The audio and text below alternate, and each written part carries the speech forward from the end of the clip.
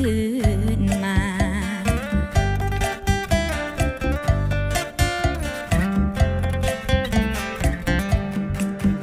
4 ปีล่วงเลยพ้นผ่านไอหวนคืนบ้านพร้อมใบ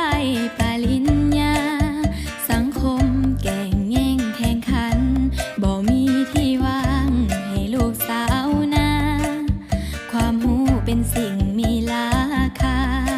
แต่งอเงินคือสิ่งที่เขาถามหาสิ่งที่เจ้าได้มาเพียงปริญญาคนจน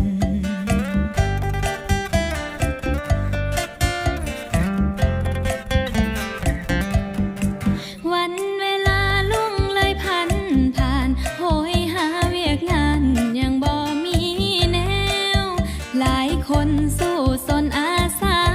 หลายปีของท่าบ่เห็นวีแวว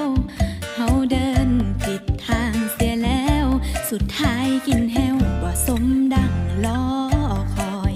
คนจนความหูต่ำต้อยเพียงเปลือกเตี้ยใบน้อยก่อนนี้ให้นี้นา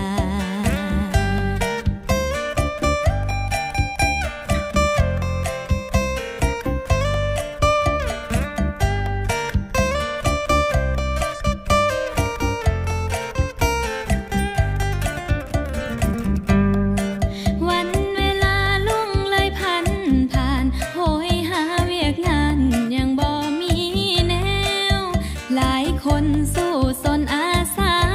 หลายปีของท่าบ่เห็นวีแวว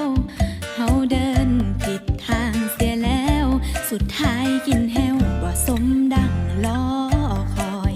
คนจนความหูต่ำต้อยเพียงเปลือกเตี้ยใบน้อยก่อนนี้ให้นี้นา